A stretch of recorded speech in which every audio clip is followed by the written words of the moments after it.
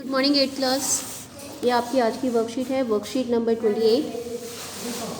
इसमें देखिए राष्ट्रीय आंदोलन का संगठन 1870 के दशक से 1947 तक। इससे पहले आप 1857 का विद्रोह आप पढ़ा है आपने, जिसमें आपने पढ़ा कि सिपाही, किसान, जमींदार सारे वर्ग जो है वो अंग्रेजी शासन से परेशान थे। सबकी अपनी अपनी समस्याएं थी और सबने मिलकर 1857 का विद्रोह किया जो सफल नहीं हो सका।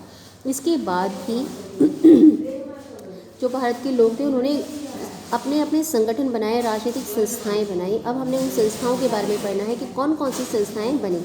आपने ये पढ़ा था कि अंग्रेज़ों ने हमारे संसाधनों पर कब्जा कर लिया था, हमारे जीवन पर वो अपना प्रभाव डालना चाहते थे, अपनी संस्कृति हमें सिखाना चाहते थे। ठीक है, अब क्या हुआ, 1870 से 1880 के दशक में बहुत सारी संस्थाएँ बनी। उसमें देखिए कौन कौन सी थी।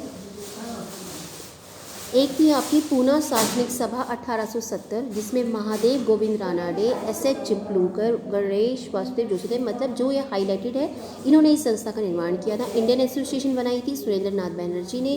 मद्रास महाजन सभा बनाई थी सुब्रमण्यम अय्यर, आनंद चारुलू ने। बॉम्बे रेजिडेंसी बनाई थी फिरोज मेहता ने। और भारतीय राष्ट्रीय कांग्रेस 1885 में बनी थी। ठीक है, हालांकि इनमें से कई संस्थाएं भारत के किसी खास हिस्से में ही काम कर रही थी, लेकिन उन्होंने अपना लक्ष्य पूरे भारत के लोगों ने निर्धारित किया था। कोई सभा जो है किसी एक विशेष क्षेत्र में बनी थी, लेकिन उनका लक्ष्य पूरे भारत के लिए था। उनका जो उद्देश्य था वो पूरे भारत के लिए था। उनका मानना था कि भारतीयों को उनके अधिकारों के प्रति सशक्त बनाया जाना चाहिए। इन विचारों के अलावा 1870 और 1880 के दशक में कुछ कानून भी बने। उन कानूनों के कारण अंग्रेज़ों के प्रति भारतीयों के मन में असंतोष बढ़ता जा रहा था। अंग्रेज़ी सरकार ने कुछ कानून ऐसे बनाए थे जिसके कारण उनके मन में असंतोष जो है वो बढ़ता जा रहा था।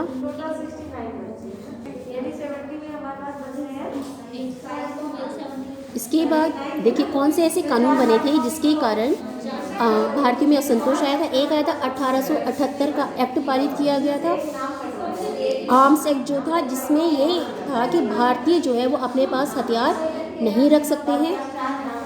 दूसरा वर्नाकुलर प्रेस एक्ट आया था, ये 1878 में ये भी पारित किया गया था, जिसमें जो मीडिया थी, जो प्रेस था, वो अंग्रेज़ियों के अधिकार में चला गया और अंग्रेज़ों ने कहा कि कोई भी आपत्तिजनक सामग्री जो है वो प्रकाशित नहीं की जा सकती, अंग्रेज़ी के अलावा और किसी भाषा में न्यूज़पेपर नहीं छपेगा। और ये जो था ये अगर कोई ऐसा करता है तो उसकी संपत्ति जब्त कर ली जाएगी।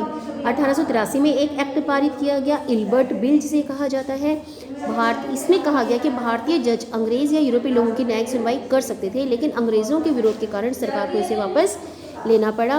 क्योंकि सरकार ने इसे वापस लिया, इसलिए भारतीयों में असंतोष फैल गया है।